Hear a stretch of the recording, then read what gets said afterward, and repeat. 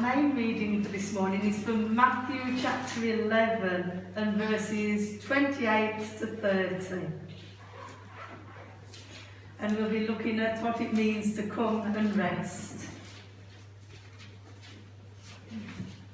Come to me, all you who are weary and burdened, and I will give you rest. Take my yoke upon you and learn from me, for I am gentle and humble in heart, and you will find rest for your souls. For my yoke is easy and my burden is light. Jesus has the authority to invite people to himself. He extends that invitation to each one of us this morning, especially to those who are feeling weak or weary or burdened. The Greek word used for rest is anaposis, literally meaning rest from weariness. And a yoke was intended to ease the discomfort in carrying a heavy load. The metaphor of a yoke is that it joins two animals together to work as one. An older, more mature oxen would train or teach a younger ox how it should be done. And it was done in unison, keeping the same pace as the other one. One couldn't race off ahead as they were joined together. So they had to move together. It is not simply the work or toil that is the focus here, but it responds to our union, our personal relationship with Jesus. And it also symbolised obedience and the acceptance of responsibility. Now, back in the time of Jesus, the rabbis, and they often spoke of taking on the yoke of the law. And under their direction, that could become heavy. When the yoke of the law was understood as a way of salvation, it became a yoke of slavery. Paul mentions that in Galatians 5 and verse 1, where it says, "It is for freedom that Christ has set us free. Stand firm then, and do not let yourselves be burdened again by a yoke of slavery." In contrast, the yoke of Jesus is easy, not because the call to follow him is less demanding, but because it makes us students of one who is gentle and humble in heart. The key lies in the personal invitation of Jesus, "Come to me." The yoke for us is easy because we don't need to carry it on our own. Jesus helps us to carry it in his strength, for he alone can provide true rest for the soul. On Facebook, there's a little page which some of you might follow. I follow it and I find it quite encouraging, and it's called My Painted Bear. And one recent post on there is entitled, "You have permission to rest." You are not responsible for fixing everything that's broken. You do not have to try and make everyone happy. For now, take time for you. It's time to replenish. Take care of yourself so that you can accomplish all the amazing things you're here to do. And sometimes that can be a lesson to us that we all need to learn. To remember that we are human beings and not human doings for a reason. If we look back even to the very first book in the Bible, in Genesis, even God, when he created the world, he took a day off to rest. If God took a day off to rest, how much more do you and I need to remember that we need to take a day off a week to rest and recuperate? And I speak to myself first. I don't speak to you or judge anyone here first. I speak to myself and to remind myself that I need to stop and take a day off a week. For I wouldn't say anything to anyone here without first applying it to my own life, because that wouldn't be right. It would be do as I say, not as I do. And that is not my intention this morning or any other time. And another little verse is just mentioning about being still. And Chris not knowing that I was going to read this verse, actually read Psalm 46 earlier on. And I was going to read Psalm 46 and verse 10. He says, "Be still and know that I am God. I will be exalted among the nations. I will be exalted in the earth." And there's another version which says, "Surrender your anxiety. Be still and realise that I am God. I am God above the nations, and I am exalted throughout the whole earth." It's always a good place to start, to surrender your anxiety. Other verses in the Bible will tell us to cast our burdens on the Lord, and he will sustain us. He will never let the righteous fall. And you can find that in Psalm 55 and verse 22. And it's also repeated in one of Peter's letters as well. In 1 Peter 5 and verse 7. To surrender our anxiety. We often need to do that before we can be still. And often we need to do that before we can go to sleep. Often our body can be still, but our mind can still be racing. There was a little quote when it says, "When at night you can't sleep, talk to the shepherd. Stop counting sheep. And otherwise you can be here, 1, 2, 3. And it may not make you sleep. You might just get into a rhythm and it just sort of like goes. I was a musician before, so the rhythm would probably be, I'll go 1, 2, 3, and all that. So that wouldn't be helpful for me. But for me personally, I would try and think, if I was in that position, to think about a Bible verse, which would try and help me to settle my mind down, or words from hymns or worship songs. And after a time, I would then go to sleep.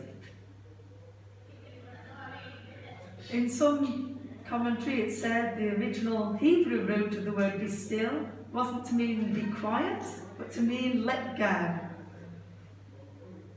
To let go and know that I am God.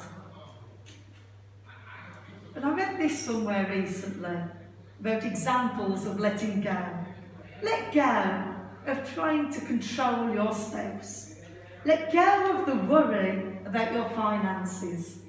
Let go of your unforgiveness. Let go of your past. Let go of what you can't control and rest in the knowledge that God is in control. God is in control.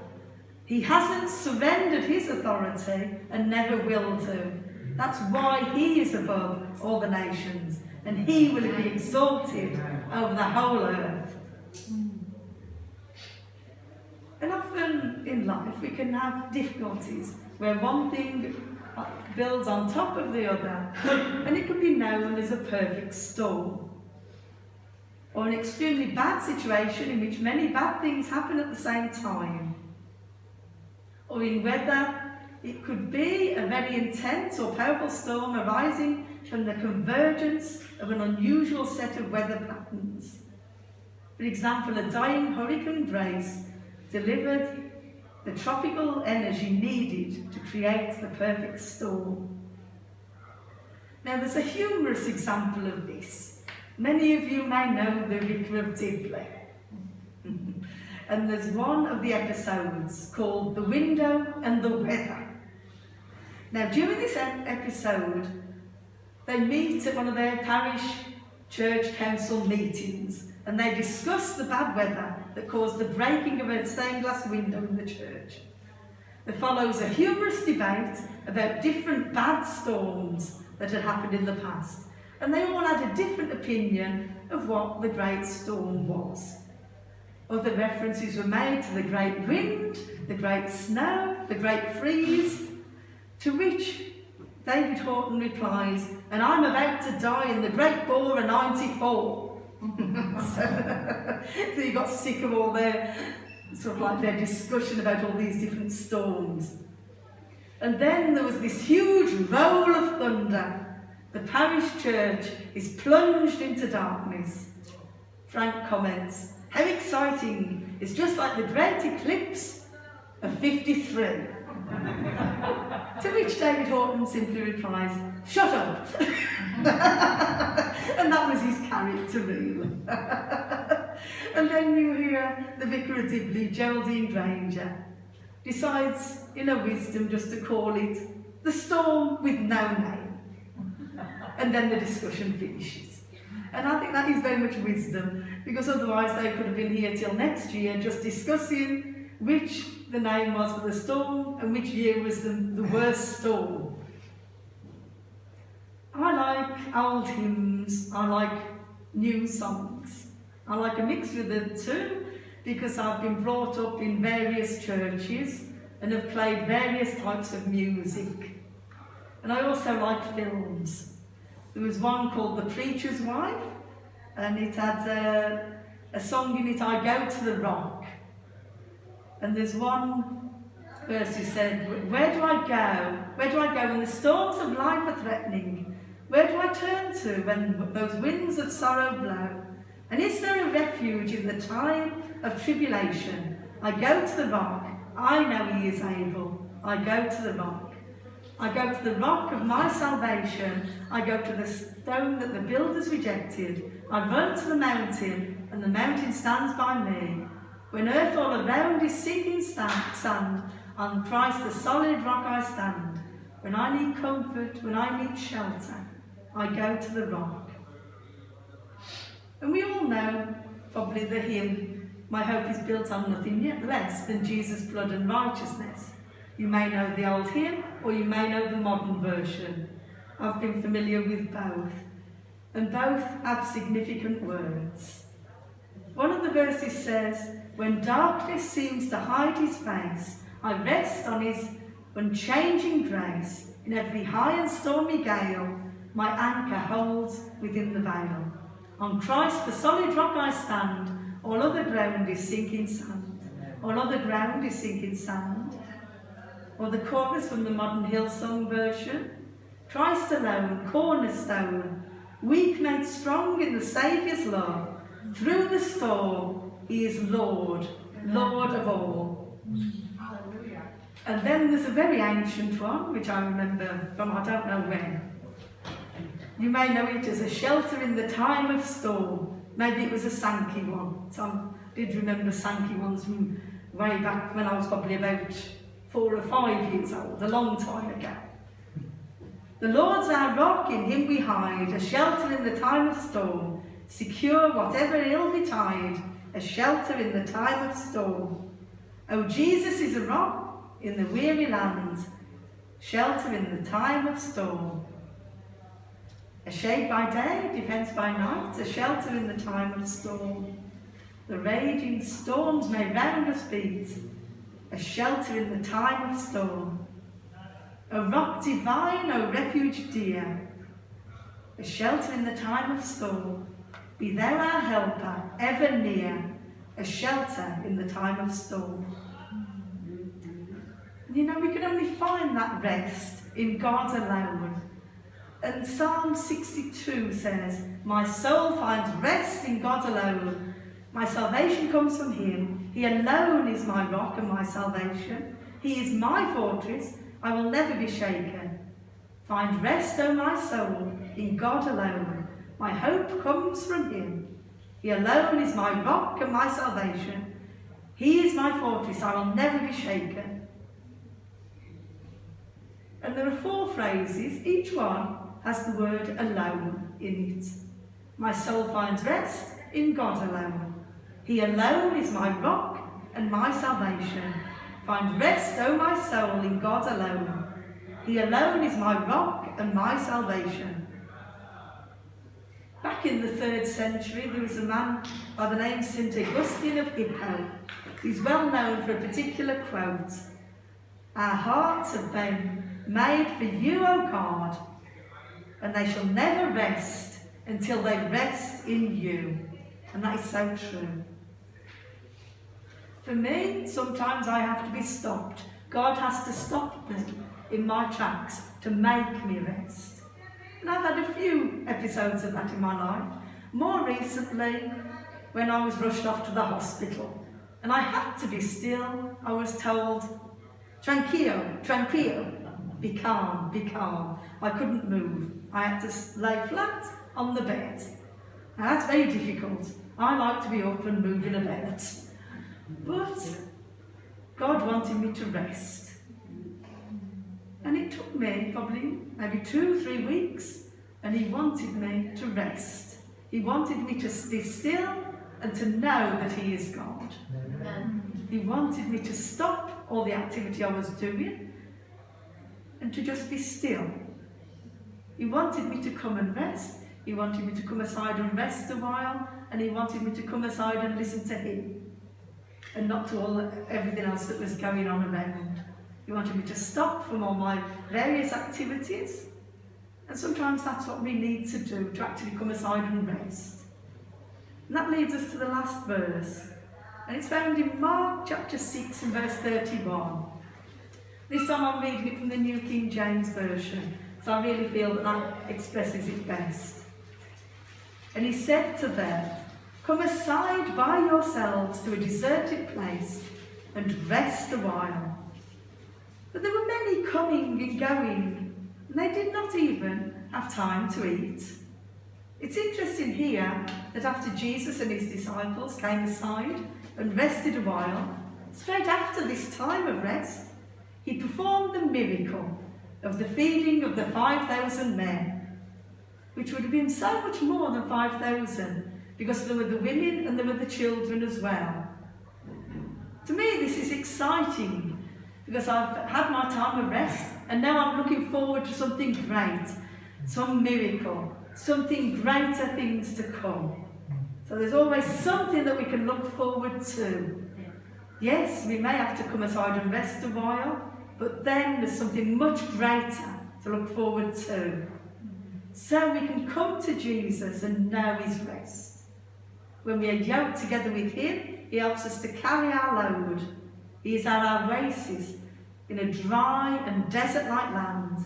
We can surrender our anxiety to him, to be still and know that he is God. He remains in control and has not surrendered his authority. He is our rock, our shelter in the time of storm. We can find rest in God alone. We can come aside and rest a while. Then we will be ready for the greater things that are to come. Recently, Sonia had lost both her mum and her brother. They both passed away very suddenly with the COVID. On Thursday afternoon, we got home and saw on Facebook the neighbour 2 down from us had died. And I'd only been speaking to her on Monday.